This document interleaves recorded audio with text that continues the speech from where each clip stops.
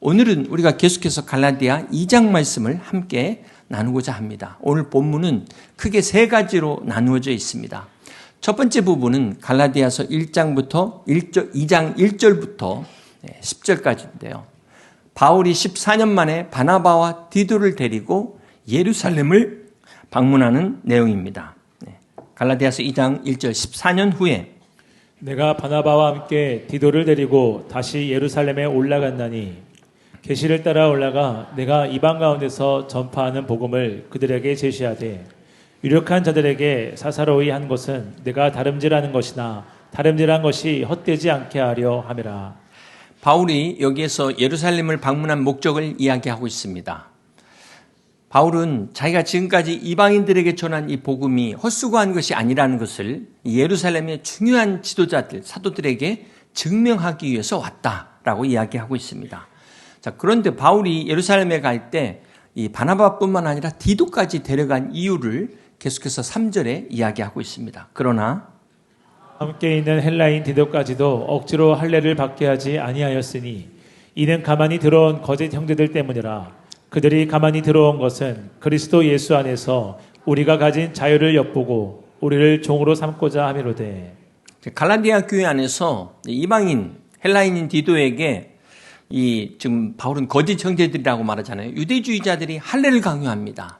그럼에도 바울은 단호히 거부했죠. 왜냐하면 할례를 받아들이는 순간 율법으로 되돌아가는 것이기 때문에 결코 바울은 이것을 받아들일 수가 없었습니다. 바울은 예루살렘의 이 사도들이 지금 할례 받지 않은 이 이방인 디도를 받아주는 것을 통해서 이 문제를 확실하게 정리하기 위해서 디도를 함께 데리고 간 것입니다. 갈라디아서 2장 9절을 계속해서 보겠습니다. 또 기둥같이 여기는 야고보와 게바와 요한도 내게 주신 은혜를 알므로 나와 바나바에게 친교의 악수를 하였으니 우리는 이방인에게로 그들은 할례자에게로 가게 하려 함이라. 자, 여기 야고보, 베드로, 요한 같은 기둥과 같은 예루살렘의 사도들, 이 중요한 지도자들이 바울의 주장을 결국 인정하게 되죠. 여기서 예루살렘 지도자들이 이방인에게는 할례가 필요 없다라는 것을 공식적으로 인정을 해줍니다. 그래서 이제 더 이상 할례 문제를 가지고 교회 안에서 왈가왈부하지 않도록 바울이 그렇게 정리를 한 것입니다. 만약 이때 예루살렘 사도들이 바울의 주장을 인정하지 않았다면 어떻게 됐을까요? 아마 교회는 두 쪽으로 나뉘었을 겁니다. 우리가 기독교 역사를 통해서 보면 동로마 교회와 서로마 교회가 갈라진 것처럼 이 유대인 교회와 이방인 교회가 갈라져서 교회의 역사가 바뀌게 되었을 것입니다. 자, 이처럼 사도 바울이 예루살렘에 올라간 것은 교회의 하나됨을 지키기 위해서 올라간 것입니다. 유대인들이든 이방인들이든 교회 안에서 서로 구별되지 않고 하나의 복음, 하나의 교회를 위해서 사도 바울이 예루살렘에 왔다는 것입니다. 자, 그런데 여기서 한 가지 우리가 사도행전 16장을 보시면요. 사도 바울이 디모데에게는 할례를 허락합니다. 그런데 오늘 본문에 이 디도에게는 할례를 허락하지 않아요. 왜 디모데에게는 허락하고 디도에게는 허락하지 않았을까요? 여기서 우리가 디모데에게 준 할례는 구원의 조건이 아니었다는 것을 아셔야 됩니다. 그리고 굳이 구원의 조건이 아닌데 교회 안의 유대인들과 불필요한 마찰을 피하기 위해서 허락했지만 지금 오늘 본문의 갈라디아 교회 안의 디도의 할례 문제는 구원의 조건으로 제시했기 때문에 사도 바울이 결코 받아들일 수가 없었다는 거예요. 우리가 아무리 타협하려고 해도 타협할 수 없는 게 있다는 사실을 기억하셔야 됩니다. 갈라디아서 2장 4절을 보시겠습니다. 이는 가만히 들어온 거짓 형제들 때문이라. 그들이 가만히 들어온 것은 그리스도 예수 안에서 우리가 가진 자유를 엿보고 우리를 종으로 삼고자 함이로되. 여기서 우리가 놓치지 말아야 될 게 그리스도 예수 안에서 우리에게 주신 믿음의 자유를 지켜야 된다는 것입니다. 사랑하는 성도 여러분, 인간이 만든 종교는 자유를 주는 게 아니라 오히려 자유를 빼앗습니다. 여러분 생각해 보세요. 고대 그 샤머니즘, 이방 종교들의 공통점이 다 신들에게 제사 지낸다고 심지어 자기 자녀를 제물로 바치지는 않나. 공양미 300석을 비롯해서 엄청난 제물과 희생을 치르게 합니다. 감당하기 어려운 것들을 요구합니다. 왜 그럴까요? 그 이유를 한번 생각해 보면 사실 그게 가짜들이기 때문에 인간의 근본 문제를 해결할 수 없어요. 인간의 죽음을 해결할 수가 없지 않습니까? 그러다 보니까 더 힘들게 하는 거예요. 더 많은 것들을 요구하게 하는 겁니다. 네. 이렇게 힘든 걸 했으니까 신이 들어주겠지. 지성이면 감천 아니냐 뭐 이런 식으로 이만큼 고통을 치렀으니까 뭔가 응답이 오겠지. 이런 일종의 거래와 같은 보상 심리가 있는 겁니다. 그러나 우리 기독교의 복음은 우리 인간으로 하여금 모든 무거운 죄의 짐을 비롯해서 이 모든 짐으로부터 진정한 자유를 얻게 하는 이 복음, 이것이 바로 주님이 우리에게 주신 복음의 능력인 것을 믿으시기를 바랍니다. 사랑하는 성도 여러분, 이 복음의 자유에는 두 가지가 있습니다. 첫 번째는 율법으로부터의 자유, 율법의 멍에에서 자유케 하는 것입니다. 여러분, 행위로 구원받는 종교를 보세요. 전부 다 그 안에 규칙들이 있잖아요. 그 목록 리스트들이 한도 없이 있습니다. 뭐 금식을 하고 고행을 하고 수행을 하는 것뿐만 아니라 자기들 안에 이 모든 규정들을 다 지켜야만 구원받고 지켜야만 신자의 자격이 주어집니다. 자유를 얻겠다고 왔는데 오히려 더 많은 짐을 지게 만드는 거예요. 종교가 사람을 해방시키는 게 아니라 종교라는 것으로 더 억압을 하고 있다는 것입니다. 그런가 하면은 이 복음이 주는 두 번째 자유는 죄책감, 이 죄에 대한 모든 두려움으로부터의 자유를 이야기합니다. 여러분 생각해 보세요.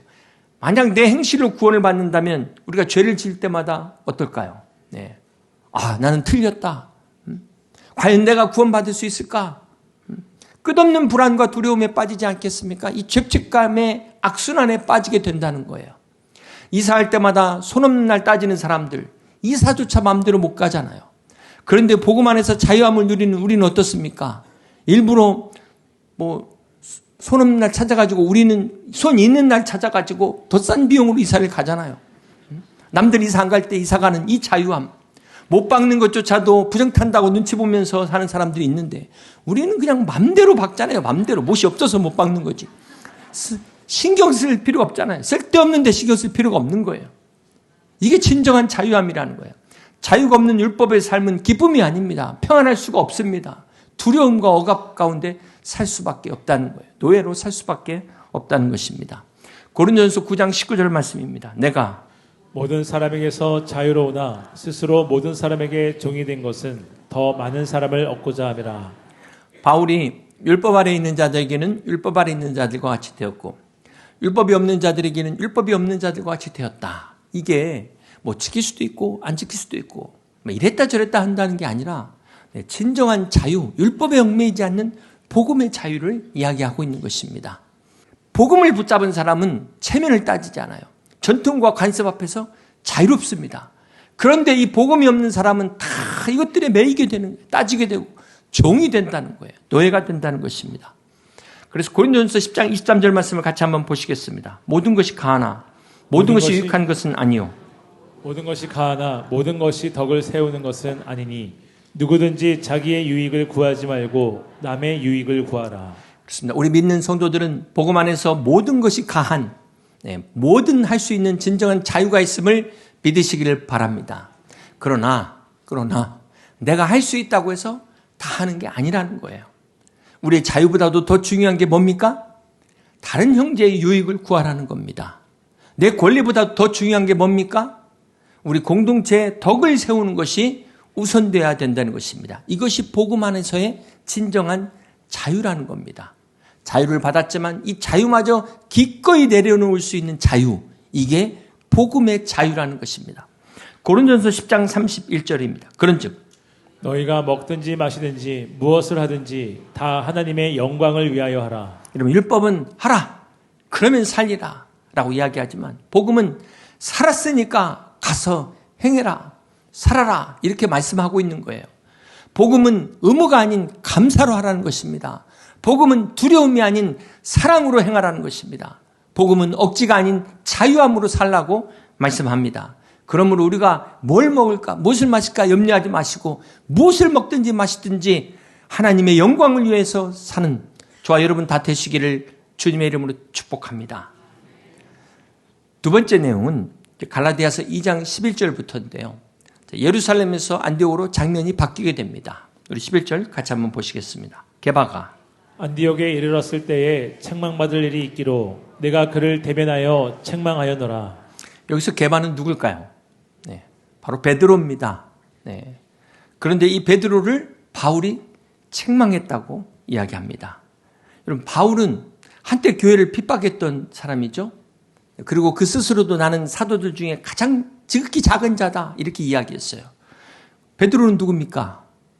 예수님의 수제자 아닙니까? 네. 사도들 중에서 어쨌든 수제자예요. 오순절 성령 강림 때 한 번의 설교로 3,000명이 회개하고 돌아온 사도 중에 대사도가 베드로입니다. 그런데 바울이 선배 중에도 대선배인 대사도 베드로를 책망했다는 거예요. 어떻게 이런 일이 가능했을까요? 먼저 베드로가 어쩌다가 이렇게 책망을 받게 됐을까요? 우리 갈라디아서 2장 12절에 그 이유가 나옵니다. 야고보에서 온 어떤 이들이 이르기 전에 게바가 이방인과 함께 먹다가 그들이 오매 그가 할례자들을 두려워하여 떠나 물러가매 남은 유대인들도 그와 같이 외식함으로 바나바도 그들의 외식에 유혹되었느니라. 여러분, 원래 베드로가 이전에 이방인들과 함께 식사를 했던 경험이 있습니다. 여러분, 사도행전 11장에 보면은 그 고넬료의 환상을 통해서 베드로에게 하나님께서 보자기를 보여주시고 내가 깨끗게 한 것을 속되다 하지 말라. 그래서 이방인 고넬료를 찾아가게 하시고 그와 함께 식사를 하고 그 가정을 구원시키는 사건이 있었습니다. 자, 그런데 이 베드로가 지금 예루살렘에서 이방인들과 함께 식사를 하다가 유대인들이 오니까 살짝 자리를 떠나버렸다는 거예요. 그러다 보니까 그 옆에 같이 있던 사람들도 같이 자리를 떠났는데 거기에 바나바까지 함께 했다는 겁니다. 자, 이것을 보고 바울이 베드로를 책망한 거예요. 여러분, 이렇게 지도자 한 사람의 영향력이 중요합니다. 우리 갈라디아서 2장 14절을 보실까요? 그러므로 나는 그들이 복음의 진리를 따라 바르게 행하지 아니함을 보고, 바울이 베드로를 책망한 이유가 베드로가 복음의 진리를 따라 바르게 행하지 않은 것을 보고 책망했다는 겁니다. 한마디로 믿음 따로 삶 따로였다는 거예요. 여러분, 이게 과연 베드로만의 문제일까요? 바나바만의 문제였을까요? 오늘 우리는 어떻습니까? 이 복음이 세상을 변화시켜야 되는데 오히려 세상이 교회로 들어와서 세상의 기준이 거꾸로 교회를 변화시키고 있지는 않습니까? 우리가 예수 그리스도의 보혈의 능력으로 그리스도 안에서 다 하나 되었는데, 유대인이나 이방인이나 혈연이나 지연이나 학연을 떠나서 다 하나 되었는데 오히려 이것을 거꾸로 나누고 있지는 않습니까? 2000년 전 갈라디아 교회의 문제가 오늘 우리 교회의 문제가 될 수 있다고 성경은 이야기하는 것입니다. 나아가 먼저 우리 안에 믿음 따로 삶 따로 국밥의 신앙은 없는지 여러분의 믿음을 한번 돌아보시기를 바랍니다. 우리가 여기 바울에게 배울 점이 있는데요. 14절 같이 한번 보시겠습니다. 그러므로 나는 그들이 복음의 진리를 따라 바르게 행하지 아니함을 보고 모든 자 앞에서 게바에게 이르되 내가 유대인으로서 이방인을 따르고 유대인답게 살지 아니하면서 어찌하여 억지로 이방인을 유대인답게 살게 하려느냐 하여노라. 사실 바울이 베드로를 책망할 때 아니 당신이 어찌 그럴 수 있냐 막 직격탄을 날릴 수 있잖아요. 어떻게 당신 베드로가 이렇게 할 수 있습니까? 당신이 규정을 어길 수가 있단 말입니까? 막 단도직입적으로 간단하게 이야기할 수 있는데 너무 복잡하게 얘기하잖아요. 이 말은 베드로 당신도 지키지 않는 것을 왜 다른 사람한테 요구합니까? 지금 이 말입니다. 왜 이 말을 이렇게 복잡하게 할까요? 네. 베드로가 스스로 자기의 모순된 것을 깨닫게 하기 위해서 돌려서 이야기하고 있어요. 여러분, 우리가 말을 할 때 직언을 해서 찌르는 것과 깨닫게 하는 것은 다릅니다. 꼭 막 전곡을 찔러야만 깨닫는 건 아니라는 거예요. 우리 주변에 보면은 이런 분들 계시죠. 나는 팩트만 얘기한다. 나는 직언하는 사람이다. 마치 정의의 사돈인 양. 그런데 정작 상대가 그걸 어떻게 받아들일지는 생각을 못하는 사람이 있다는 거예요. 우리가 아무리 맞는 말도 상대가 받아들이지 못한다면 이게 무슨 소용이 있을까요?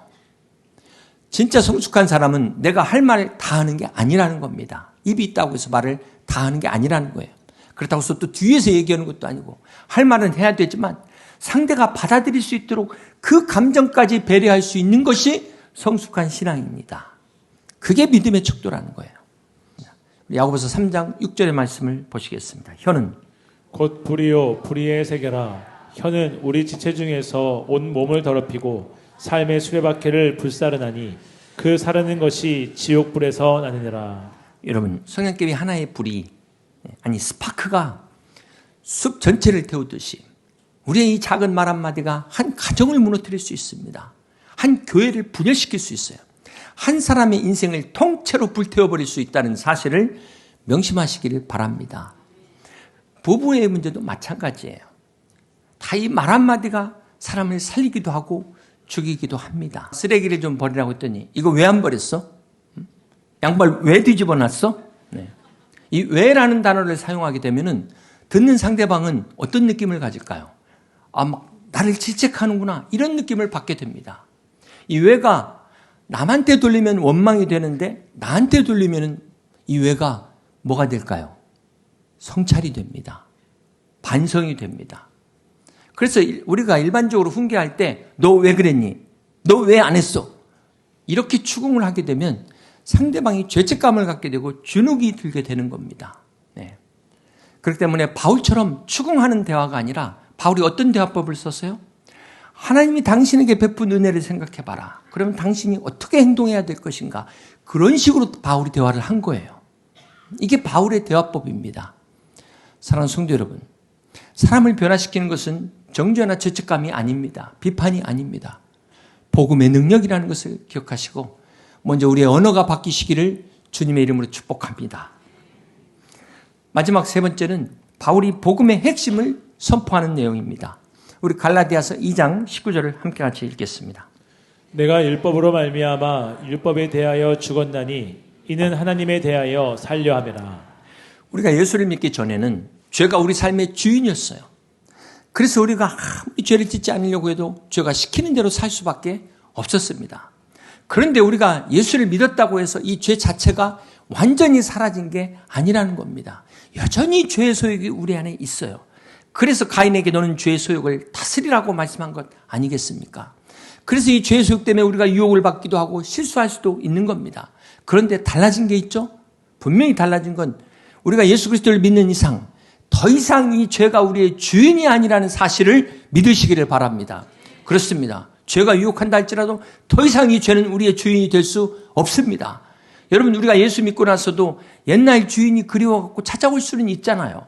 옛날 주인이 와가지고 보자고 너 아직도 내 거야 라고 막 협박할 수도 있지 않겠습니까?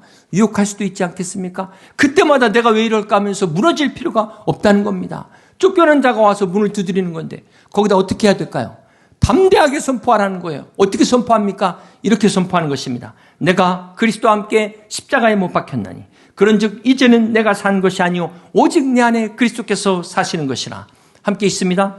이제 내가 육체 가운데 사는 것은 나를 사랑하사 나를 위하여 자기 자신을 버리신 하나님의 아들을 믿는 믿음 안에서 사는 것이라. 할렐루야. 그렇습니다. 이렇게 믿음으로 선포하는 여러분 되시기를 주님의 이름으로 축복합니다. 사랑하는 성도 여러분, 지난번에 우리가 이 요한복음의 주님의 7가지 선언과 표적에 대해서 말씀을 함께 같이 나눴습니다.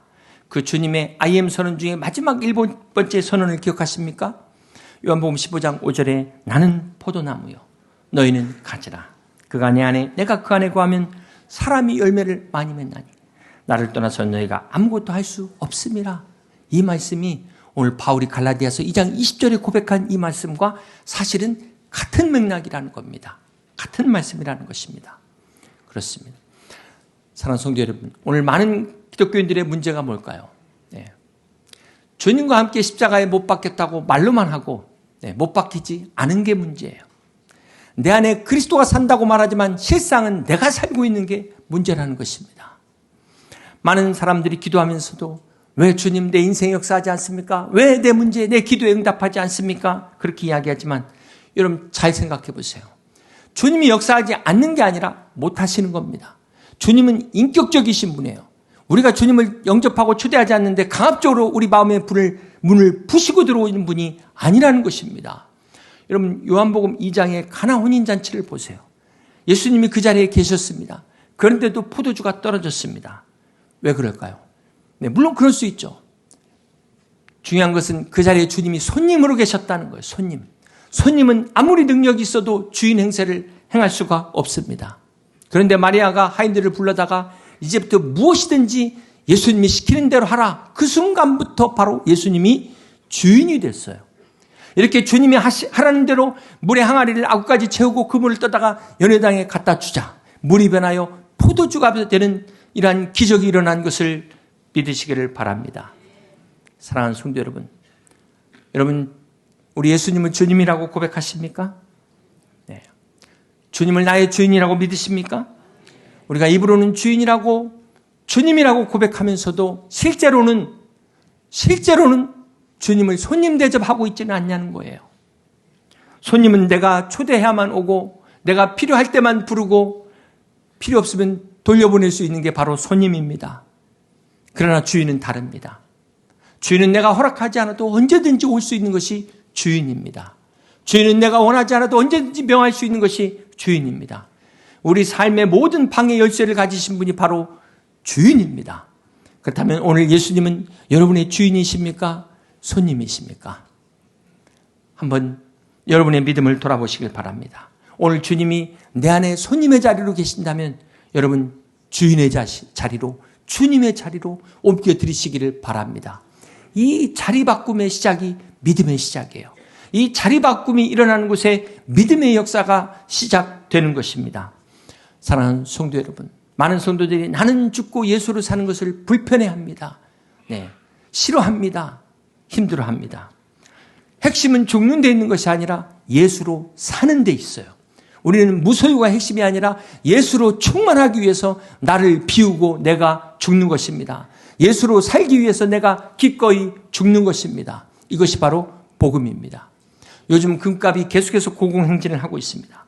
여러분 금 29g, 약 5돈을 얻기 위해서는 20톤의 광석이 필요하대요. 10톤 트럭 2대 분량을 버려야만 손바닥 위에 금 한 조각을 얻을 수 있다는 것입니다. 이것이 세상의 진리예요. 사도 바울도 오늘 그렇게 이야기합니다. 자기가 그 자랑스러운 히브리인 중에 히브리인이요 베냐민 지파요 이 유대인의 혈통과 당대 최고의 가말리알의 학벌과 누구보다도 열심인 바리새인의 이 종교적인 열심으로 남들이 다 부러워할 만한 이 사도 바울은 이것을 다 배설물로 버린다고 말하고 있어요. 왜냐하면 그리스도를 깨달았기 때문에 그리스도를 얻기 위하여 기꺼이 자기의 모든 것들을 배설물이라고 선포했던 것입니다. 사랑하는 성도 여러분, 우리 예수님이 누구십니까? 만왕의 왕이십니다. 우주 만물을 창조하신 하나님이십니다. 가장 존귀하고 영광을 받으시기에 합당하신 분이십니다. 우리가 이 예수님의 생명으로 산다는 것, 그 주님이 내 안에 산다는 것, 이 얼마나 놀라운 축복입니까? 네, 얼마나 이보다 더 귀한 일이 어디 또 있겠습니까? 사랑하는 성도 여러분, 이제 말씀을 정리합니다. 오늘 우리의 신앙을 되돌아보길 원합니다. 우리가 왜 신앙생활을 하고 있습니까? 많은 사람들이 다 처음에 복받기 위해서, 구원받기 위해서 신앙생활을 시작합니다. 그러나 이 하나님의 은혜를 깨닫게 되면 이제 신앙생활의 동기가 바뀌게 됩니다. 복음을 알기 전에는 어쩔 수 없는 의무 때문에, 두려움 때문에 형식적으로 신앙생활을 했다면 복음을 깨닫고 나면서부터는 이것이 감사로 바뀌게 됩니다. 기쁨으로 바뀌게 됩니다. 여러분은 어떤 단계에 계십니까? 오늘 사도 바울이 내가 그리스도와 함께 죽고 이제는 내가 사는 것이 아니요 내 안에 그리스도께서 사시는 것이라는 이 고백이 저와 여러분의 고백이 되시기를 주님의 이름으로 축복합니다. 오늘 사도 바울의 이 고백이 우리의 입술의 고백이 아닌 여러분 가슴 깊은 곳에서 나오는 진실한 믿음의 고백이 될 수 있기를 주님의 이름으로 축복합니다. 이때부터 우리의 믿음이 시작되는 겁니다. 이때부터 우리의 신앙이 더 이상 짐이 아니라 은혜에 감사하는 진정한 자유가 되는 것입니다.